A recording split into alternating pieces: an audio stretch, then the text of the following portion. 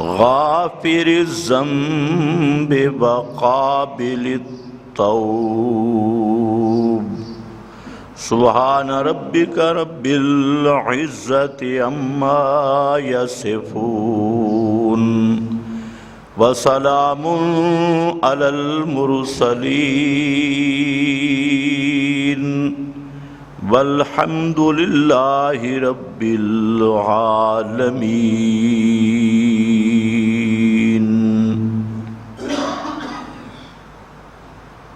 قابل قدر بزرگوں اور بھائیوں،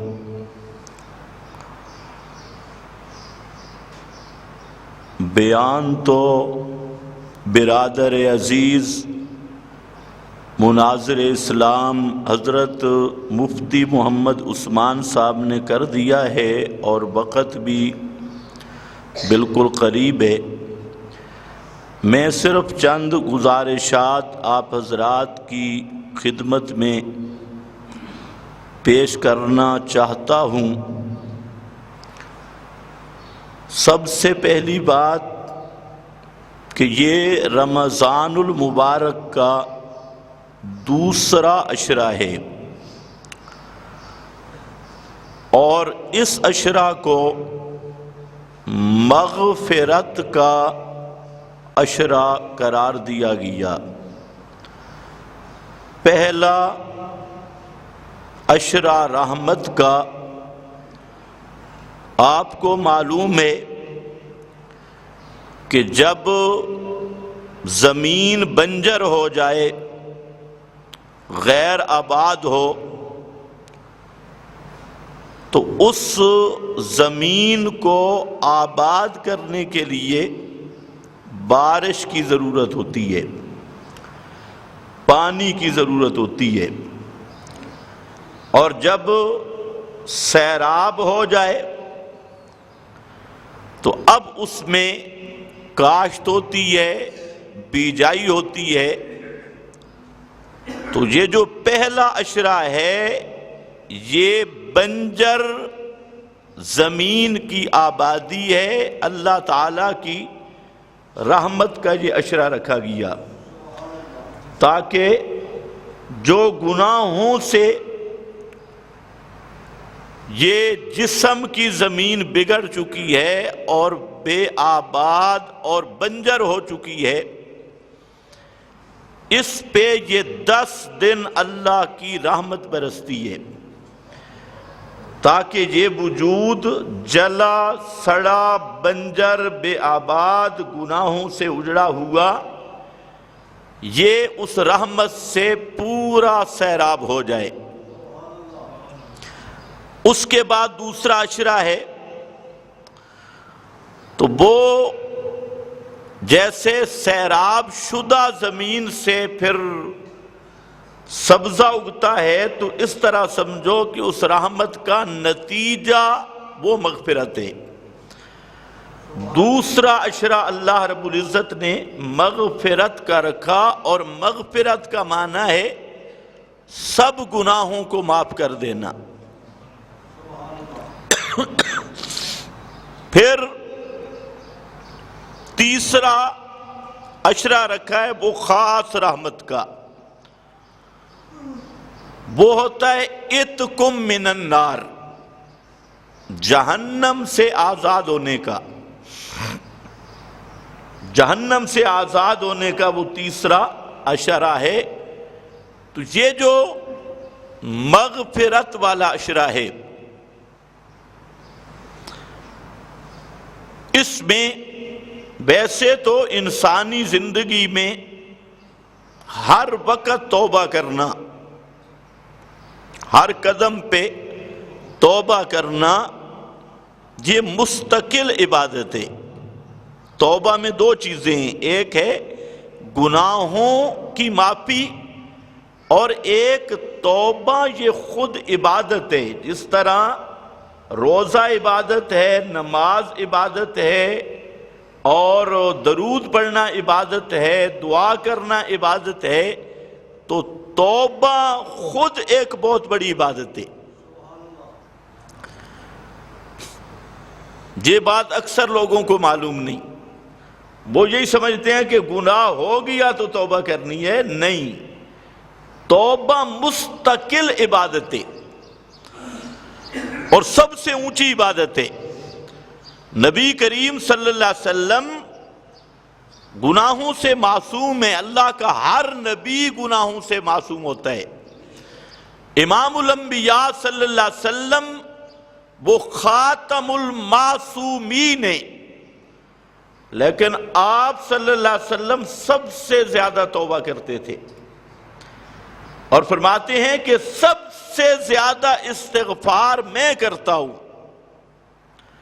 بار بار، حتیٰ کہ سجدوں میں جا کر بھی استغفار کرتے، سجدے سے اٹھ کے درمیان میں بیٹھ کے بھی استغفار کرتے۔ تو آپ معمول تھا استغفار کرنا۔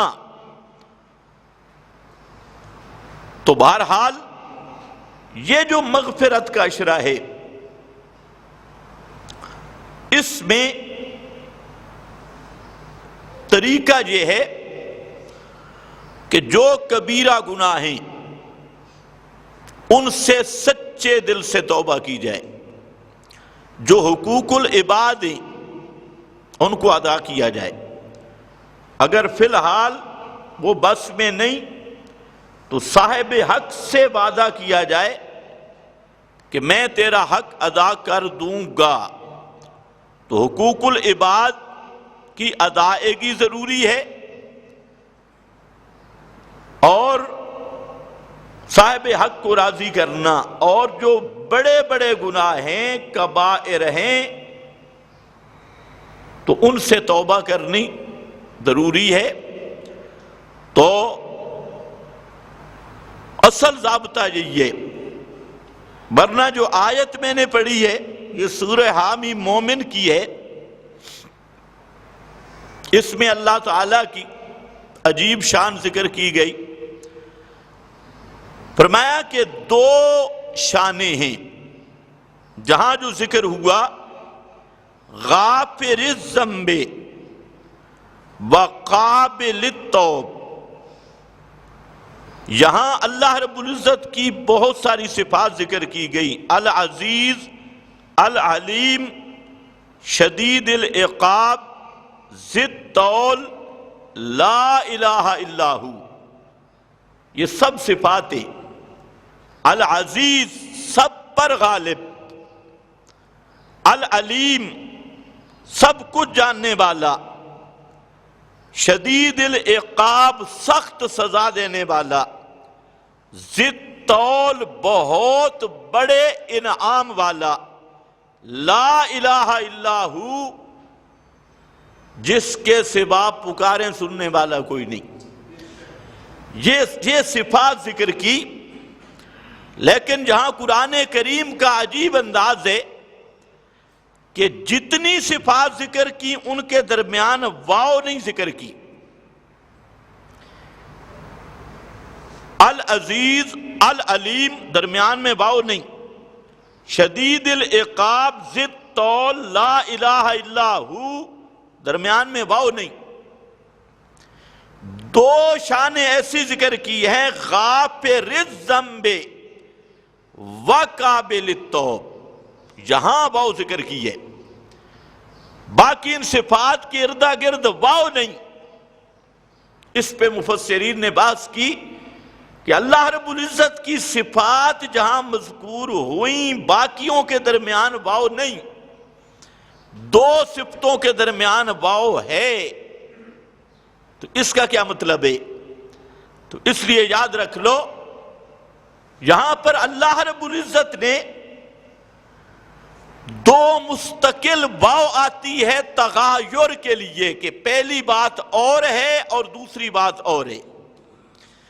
تو جہاں اللہ کی دو مستقل شانیں ذکر کی گئی، ایک شان ہے غافر الذنب، گناہوں کو معاف کرنے والا، اور دوسری شان ہے قابل التوب، توبہ قبول کرنے والا۔ یہ الگ الگ شانیں ہیں۔ یہ صرف یہ نہیں ہے کہ کوئی توبہ کرے تو وہ معاف کرتا ہے، نہیں، توبہ کوئی کرے تو وہ قابل توب ہے، لیکن اگر کوئی توبہ نہ بھی کر سکے تو غافر الذنب بھی ہے۔ تو غافر الذنب علیحدہ صفت ہے، قابل توب علیحدہ شان ہے، تو اسی لیے ان دونوں کے درمیان بہت ذکر کیا گیا کہ وہ توبہ کوئی نہ بھی کرے لیکن آگے گارنٹی نہیں، ہو سکتا ہے کہ پھر مار بھی پڑے، لیکن وہ بخشے گا، اس کی شان ہے، غافر الذنب جو اس کی شان ہے۔ حدیث میں آتا ہے جب آدمی کہتا ہے نا اللہ کے سامنے کہ یا اللہ میرے گناہ معاف کر دے، تو اللہ رب العزت فرماتے ہیں کہ میرا جو یہ بندہ ہے اس کا ایک عقیدہ ہے، اس کا ذہن ہے کہ ان لی ربی یغفر الذنوب جمیعا، اس کا یہ نظریہ عقیدہ ہے ان لی ربی، کہ میرا ایک رب ہے جو گناہوں کو معاف کر سکتا ہے، تو فرمایا اسی ذہن پر میں اس کے گناہ معاف کر رہا ہوں۔ تو یہ اشرہ ہے مغفرت کا، توبہ کرو، یہ بھی قانوناً ضروری ہے، لیکن جب اس کی رحمت کا رخ ہو جائے تو پھر قانون پیچھے رہ جاتی ہے، پھر مولویوں کے سمجھے ہوئے قانون وہاں نہیں پہنچ سکتے۔ بخاری میں ایک حدیث ہے کہ جب ابتداءً آدمی پڑھتا ہے تو آدمی کے سر پہ چوٹ لگتی ہے، کہ بندہ مر رہا تھا، اس نے اپنے بیٹوں کو وصیت کر دی کہ میرا وجود کو راکھ بنا کر کچھ سمندروں میں، کچھ ہواؤں میں، کچھ خشکیوں میں بکھیر دو، جلا کر راکھ بنا کر وجود کو اڑا دو، ہو سکتا ہے کہ قیامت کے دن اللہ مجھے زندہ ہی نہ کرے۔ اب سوچنے والی بات ہے، یہ جو اس کا جملہ ہے نا کہ اللہ مجھے زندہ ہی نہیں کرے گا قیامت کے دن، اس میں تو قیامت کا انکار آ رہا ہے، بظاہر یہی محسوس ہو رہا ہے کہ قیامت آئے میں زندہ ہی نہیں ہوں گا، اس لیے میرے وجود کو بکھیر لو۔ اور دوسرا اس میں ایک زبردست اشکال ہے کہ کیا وہ اللہ کو قادر نہیں سمجھتا تھا کہ وہ راکھ کو اکٹھا کر سکتا ہے؟ تو اللہ کو اگر قادر نہیں سمجھتا تو مسلمان ہی نہیں، قیامت پہ ایمان نہیں تو مسلمان ہی نہیں۔ لیکن اصل بات اور تھی، یہ دونوں باتیں نہیں تھی۔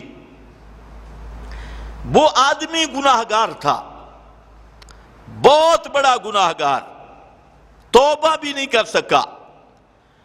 جب موت کے قریب وقت آیا تو وہ اللہ کے خوف سے ایسا ڈر گیا کہ اس کا عقل ٹھکانے نہیں رہا، ایسا ڈر گیا۔ وہ کوئی قیامت کا انکار نہیں کر رہا تھا، اگر قیامت کا انکار کرتا ہوتا تو اپنے وجود کو بکھیرنے کی بات ہی نہ کرتا۔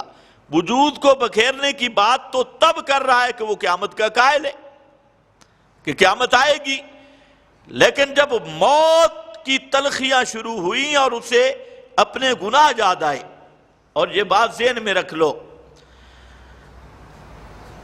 کہ موت کے قریب سب سے بڑا دکھ اور غم اپنی زندگی کے گناہوں کا ہوتا ہے۔ جب موت قریب آتی ہے نا تو آدمی کو سب سے بڑا فکر لگتا ہے، او ہو میری زندگی ضائع ہو گئی اور میں پوری زندگی ضائع کر بیٹھا۔ موت کا اتنا فکر اور اس کا غم نہیں ہوتا جتنا اپنی زندگی کی بربادی کا ہوتا ہے، اور ہمیشہ کی ناکامی جو آگے نظر آ رہی ہوتی ہے۔ دنیا میں تو مست ہے نا، کبھی اللہ کی طرف آئے ہی نہیں، کبھی قرآن کی طرف آئے ہی نہیں، کبھی اس نے سوچے ہی نہیں، لیکن جب موت کے قریب سب سے بڑا غم اور سوچ جب انسان کو آتی ہے کہ او ہو، میں اب موت بھی آنے لگی اور میں نے پوری زندگی بغاوت میں گزار دی اور پوری زندگی برباد کر کے آیا، تو وہ جو بھار اور وہ چیز ہوتی ہے وہ سب پر بھاری ہوتی ہے۔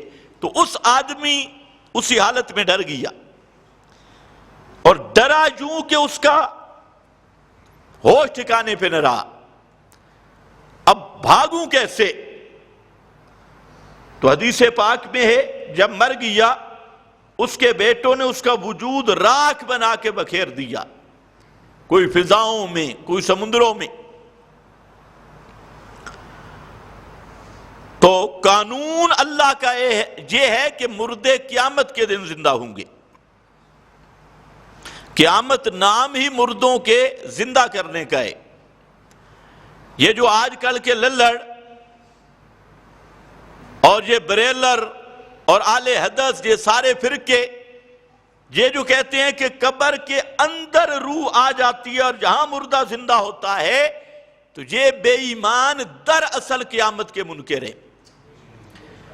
ان سے پوچھو قیامت نام کس چیز کا ہے؟ قیامت نام ہے مردوں کے زندہ کرنے کا یا زندوں کے زندہ کرنے کا؟ خیر ہے، آپ روزے سے بیٹھے ہیں، 5 منٹ اوپر لگ جائیں گے۔ مردوں کے زندہ کرنے کا یا زندوں کے زندہ کرنے کا؟ اور یہ وہ بدبخت قرآن کے منکر فرقے ہیں جن کا یہ عقیدہ ہے کہ مرنے کے بعد انہی قبروں میں ارواح واپس آ جاتی ہیں اور مردے زندہ بھی ہیں، سنتے بھی ہیں، مشورے دیتے بھی ہیں اور ہاتھ بار نکالتے بھی ہیں۔ اگر یہ بے ایمان ہندوؤں سے بدتر فرقے اور یہ انتہائی غلیظ فرقے قرآن کے مد مقابل یہ دراصل قیامت کے منکر ہیں۔ قیامت نام ہی مردوں کے زندہ کرنے کا ہے۔ قیامت کس چیز کا نام ہے؟ مردوں کے یا زندوں کے زندہ کرنے کا؟ اچھا، قیامت آئے گی بھی تب۔ بخاری شریف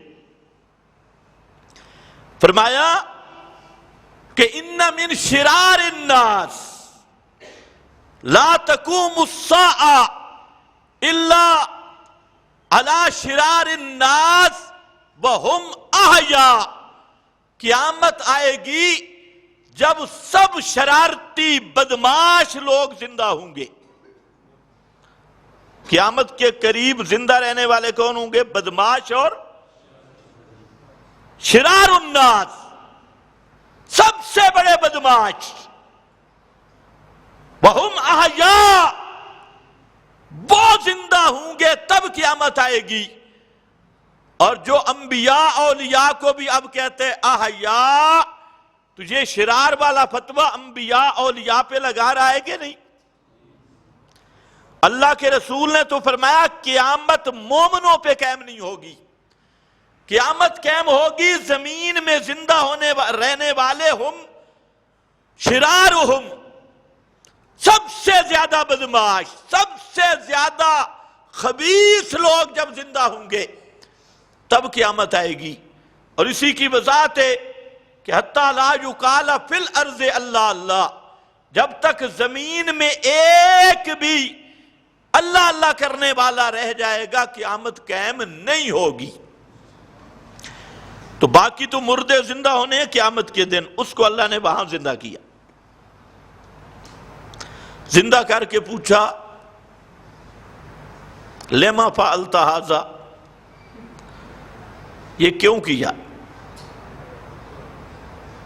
ذہن میں رکھ لو، غافر ذنب یہ مستقل شان ہے۔ اب یہ توبہ نہیں کر سکا، اسی طرح مر گیا۔ لما فعلت ھذا، اس طرح کیوں کیا؟ آگے وہ کہتے ہیں من خشیتک یا رب، یا اللہ تیرے ڈر کی وجہ سے کی ہے، تجھ سے ڈر گیا۔ من خشیتک یا رب، تجھ سے ڈر گیا، تیرے ڈر کی وجہ سے میں نے کیا۔ اللہ نے فرمایا قد غفرت لک، میں نے تجھے معاف کر دیا۔ یہ اس کی شان ہے غافر الذنب ہونا، بغیر توبہ کے بھی معاف کرتا ہے، شان اس کی یہی ہے۔ قانون میں توبہ رکھی، نہ ڈر بھی نہیں ہونا، قانون وہ ہے، لیکن میرے اللہ کی شان یہ ہے کہ وہ ٹکڑا حدیث کا ذہن میں رکھ لو، حدیث تم نے سنی ہے تاکہ مضمون پورا ہو جائے۔ وہ جو آدمی 100 آدمی کا قاتل تھا، ابھی تک وہ بستی میں پہنچا نہیں تھا، راستے پہ تھا۔ وہ جو ایک مشرک پیر اور ملا کو بھی قتل کر کے جا رہا تھا، خادم رضوی جیسے بزرگ کو، اس کا خاتمہ پورا ختم پڑھ کے جا رہا تھا، کر کے نہیں پڑھ کے۔ ابھی اس نے قدم ہی اٹھایا، سبحان اللہ، جب آدمی اللہ سے ڈر جائے نا پھر اللہ کی رحمت کے دروازے کھلتے۔ اب آپ اندازہ کر لیں کہ 100 آدمی کو قتل کرنے والا، اس کی حالت کیا ہوگی؟ اور پھر جب اللہ سے ڈرا نا تو بھاگ رہا ہے کہ اب میں توبہ کروں کیسے؟ کسی اور سے پوچھا بزرگ سے، اس نے کہا او بستی ہے کالونی، وہاں نئے نئے بندے توحیدی بنے، توبہ کیے۔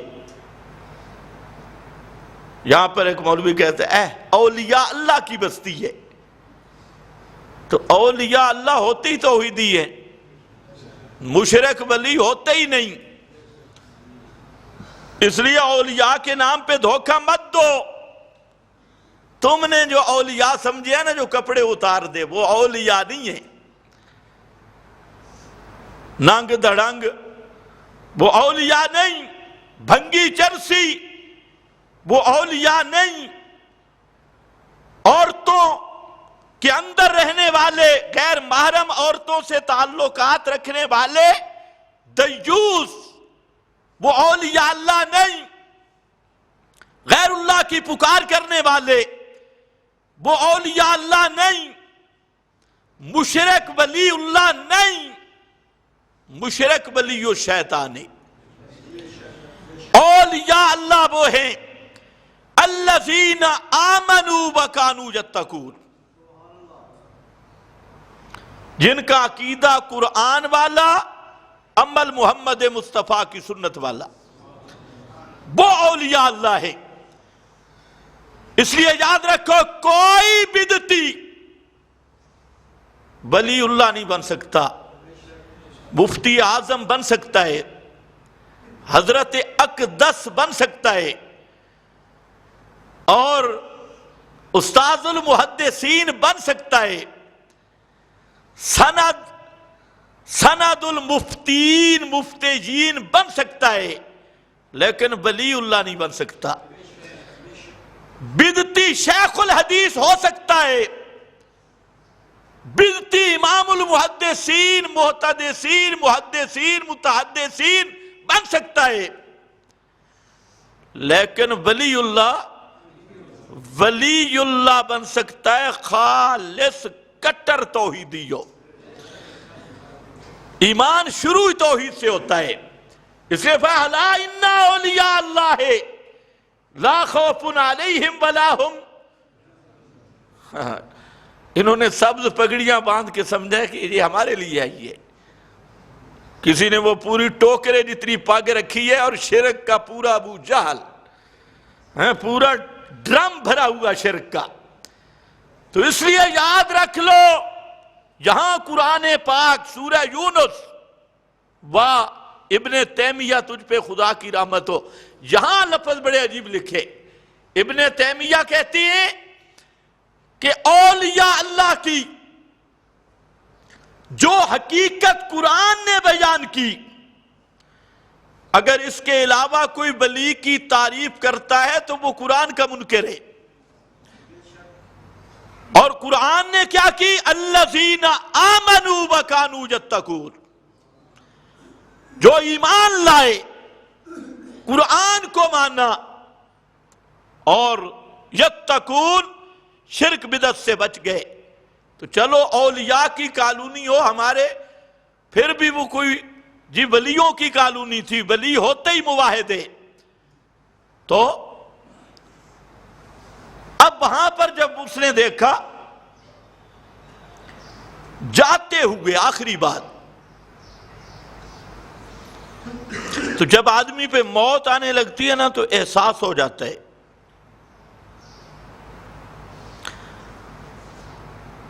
اس کو جب بتایا گیا کہ وہ بستی ادھر چلا جا، اس نے رخ کیا اس بستی کا،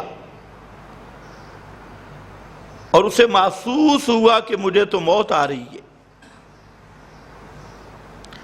ناخنوں سے، پاؤں سے روح نکلنے شروع ہوئی، جہاں تک روح جب پہنچتی ہے تو ہوش حواس رہتی ہے۔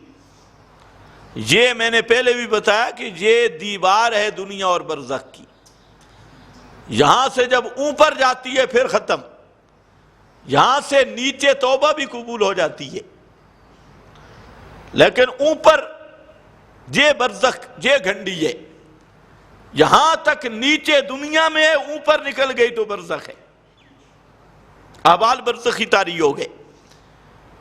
اس نے محسوس کیا کہ میں جا رہا ہوں۔ سبحان اللہ، حدیث کے لفظ بڑے عجیب ہیں۔ فرمایا کہ جب محسوس کیا نا میں مرنے لگا ہوں، تو اب گرنا گر رہا تھا، تو اس نے سینہ بستی کی طرف کر کے بستی کی طرف ہو کے گرا، اپنے آپ کو قابو کر کے جس طرف جا رہا تھا اسی راستے پہ آگے اپنا سینہ کیا اور اسی طرف ہو کر گرا۔ تو اللہ نے اس کو بھی معاف کر دیا، زمین کو سکیڑ کے معاف کر دیا۔ تو غافر الذنب ہونا یہ میرے اللہ کی مستقل شان ہے، گناہوں کو معاف کرنا۔ لا یغفر الذنوب الا اللہ، جس طرح ہے نا لا الہ الا اللہ، اسی طرح لا یغفر الذنوب الا اللہ، گناہ کو معاف کرنا یہ میرے اللہ کی شان ہے۔ کوئی پیغمبر بھی گناہ نہیں معاف کر سکتا، مخلوق میں کوئی، جس طرح الہ ہونا اللہ کی شان ہے، اسی طرح گناہوں کو معاف کرنے والا ہونا بھی یہ صرف رب العالمین کی شان ہے۔ تو دو شانیں ہیں، غافر الذنب علیحدہ، قابل التوب علیحدہ۔ انشاءاللہ اگلے جمعے پہ اسی پہ بیان کر دوں گا، یہ ایک لمبا مضمون ہے۔ تو یہ عشرہ ہے مغفرت کا، تو اس میں استغفار بھی کرے، توبہ بھی کریں، اور رمضان میں سب سے زیادہ صدقہ دیں۔ نبی کریم صلی اللہ علیہ وسلم پورا سال سب سے بڑے سخی رہتے، اور بخاری شریف میں حدیث ہے کہ جب رمضان آتا تو آپ کا ریح المرسلہ، جس طرح مسلسل آندھی شروع ہو جاتی ہے اس طرح آپ کی سخاوت شروع ہوتی، آندھی کی طرح۔ اور ایک بات ذہن میں رکھ لو، شیطان اور نفس پر سب سے بھاری چیز ہے اللہ کی طرف آنا، اور پھر عبادات میں سب سے مشکل چیز خرچ کرنا ہے۔ وہ تمہیں ایک دھوکہ دیتا ہے کہ ابھی حالات ٹھیک نہیں، کاروبار بند ہے، اور ابھی حالات ٹھیک نہیں، گنجائش نہیں، حالات تنگ ہے، یہ سمجھ لو شیطان کا دھوکہ ہے۔ جو پیغمبر کریم کی تعلیم ہے کہ جتنے تنگ دست ہو نا اتنا صدقہ دو، تنگ دستی میں تو زیادہ صدقہ کرو تاکہ تنگ دستی ختم ہو۔ الصدقہ ترد البلا، تو اس لیے جتنا مشقت زیادہ اتنی عبادت زیادہ۔ تو جب ہاتھ تنگ ہو اور تنگ ہاتھ سے خرچ کیا جائے تو اس کا ڈبل نہیں ٹربل اجر ملے گا، اور یہی سبب ہوگا مصائب کے ٹلنے کا۔ ان الحسنات یذہبن السیئات، اس لیے یہ نکتہ ذہن میں رکھ دے کہ جتنا تنگ دستی میں، حالات کی تنگی میں جتنا خرچ کرو گے اللہ اتنی جلدی وسعتیں عطا کر دے گا اور اتنا جلدی بلاؤں کو ٹال دے گا۔ تو روزی کا مالک ہی اللہ ہے، یہ تو نافع زار جب اللہ ہے تو مجھے اور آپ کو کیا نفع نقصان سے پھر اپنے آپ سے ڈرنا چاہیے۔ جب نافع زار اللہ ہے تو ایمان بھی اللہ پر مضبوط ہونا چاہیے۔ وآخر دعوانا الحمدللہ۔